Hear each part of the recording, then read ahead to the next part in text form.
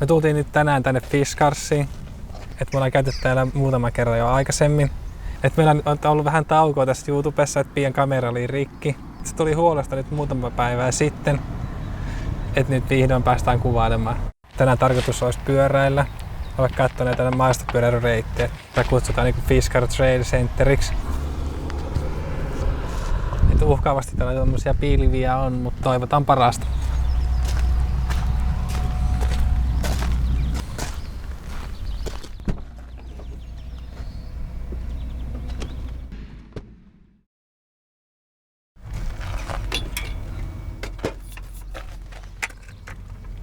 Täältä siis löytyy lähes 60 kilsaa merkattuja maastopyöräilyreittejä. Ne on eri tasoisia.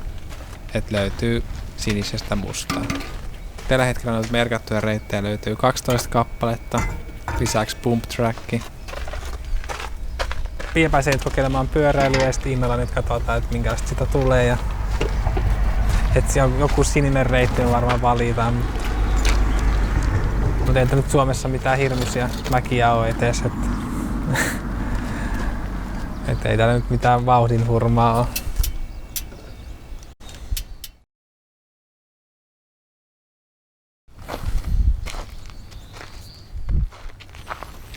Niin minun jännittää aika paljon, että katsotaan miten minä pysyn Simon perässä. Että eniten minun jännittää ehkä se, että kuinka kapeita ne reitit on ja kuinka kivikkoisia ja juurikkoisia. Ja sitten, että tuleeko siellä muita pyöräilijöitä ohi ja miten sitten pystyy antaa siellä tietä siellä pikkupoluilla. Mutta katsotaan. Minä nyt lupauduin Simon mukaan.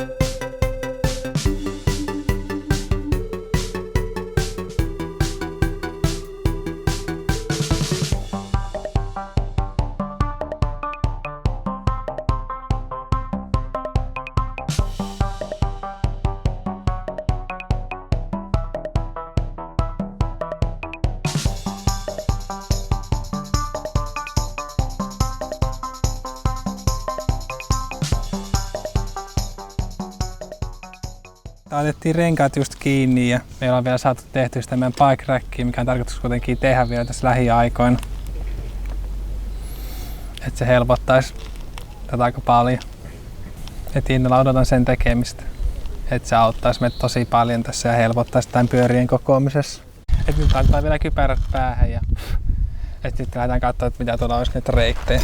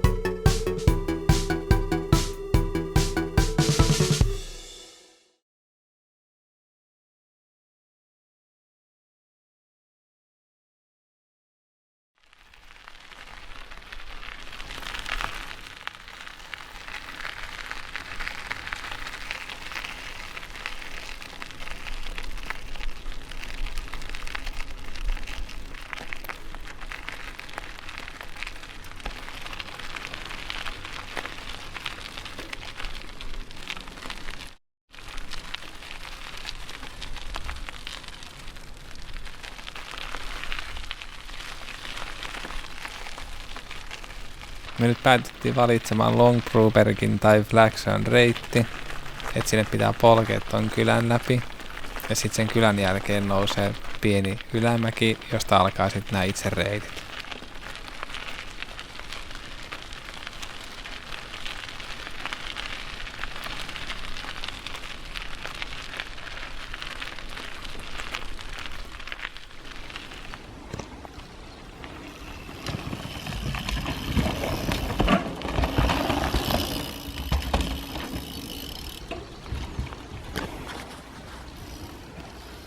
Ne on ihan sikana hyttysiä.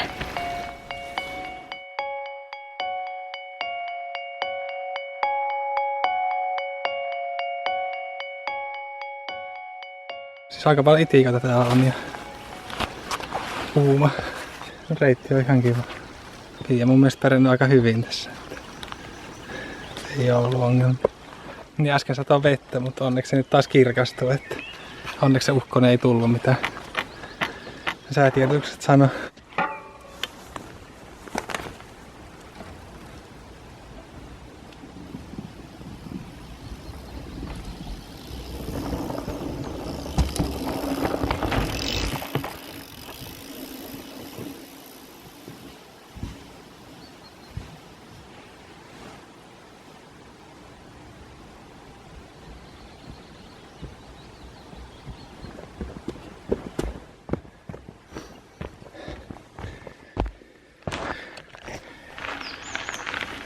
Tää reitti loppukin tosi nopea. Tää meni tosi nopea, tää 5 kilsaa. Tää tuntui paljon lyhyemmältä kuin mitä minä ootin, että olisi ehkä pitänyt kuitenkin nyt valita se pidempi.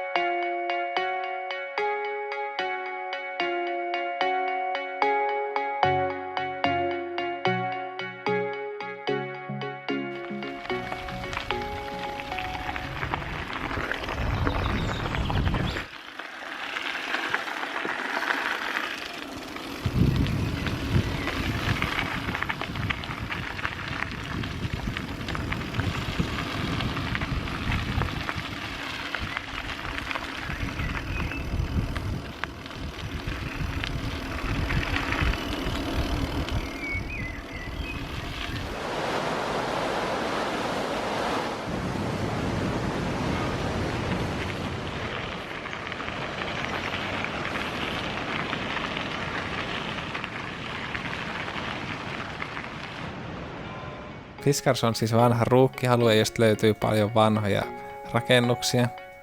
Fiskarsista tosiaan löytyy tosi paljon myös muuta tutkittavaa näiden maastopyöräilyreittien lisäksi.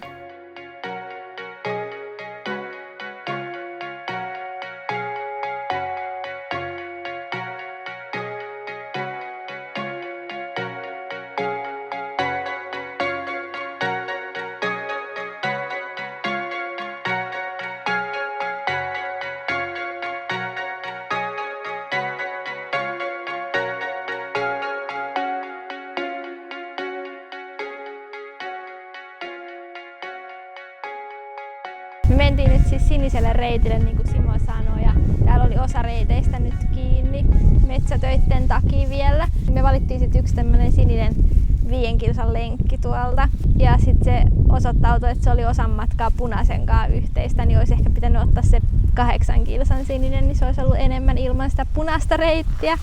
Mutta minusta meni ihan hyvin, että minä tykkäsin kyllä niistä kohdista etenkin, missä oli vähän leveämpi polku ja vähän pomppuja ja ei niin paljon juurikkoa ja kivikkoa. Et sitten semmoiset tosi haastavat kohdat siellä punaisessa, niin missä oli hirveästi just juuria ja kiviä ja kalliokohtia ja koko aika piti kääntyä ja valita reittiä, niin ne oli vähän vielä minulle haasteellisia. Tykkäsin enemmän niistä helpommista kohdista, mutta oli ihan kiva. Itikoit vaan oli ihan hullusti, niin ne kyllä häiritsi aika paljon sitä.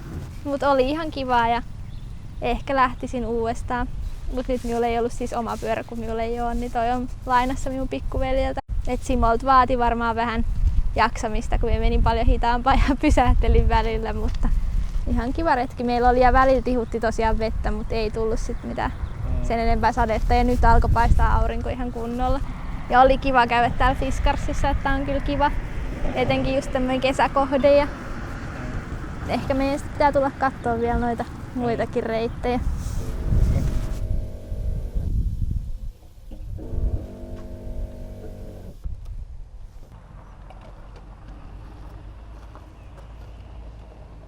Ja sitten mulla on tosiaan tämmönen pesuri. Et mulla oli ennen semmonen, olisiko se 20 litraa vai 10 litraa ollut tästä isompi. Mut se jäätyi talvella ja se hajosi. Sitten me ostettiin nyt tähän autoon tämmönen pienempi versio, jossa on 5 litraa, ei kun 1,25 litraa. Ja täällä pystyy just hyvin pesepyörä. Tää on tämmönen painepesuri. Tai siis jotain kasteluhan ne käyttää tätä tai johonkin myrkytykseen, mutta vettähän tällä voi vaan ampua. Just hyvä tämmösen ja halpa. Että on varmaan 10 tai 20 maksaa tämmönen. Sitten jos olisi jonkun painepesuri, niin varmaan 100 tai 200 € joutuu maksaa. Ja sit Suomessa on tosi harvo, tai siis vähän tämmösiä pesupaikkoja. Täälläkin varmaan jossain olisi, mutta täällä on hirmu vähän nyt ohjeita, niin en kyllä tiedä missä. Bike-parkeissa on yleensä pyöräpesupaikkoja. Ei voi mitään. Täällä mennään.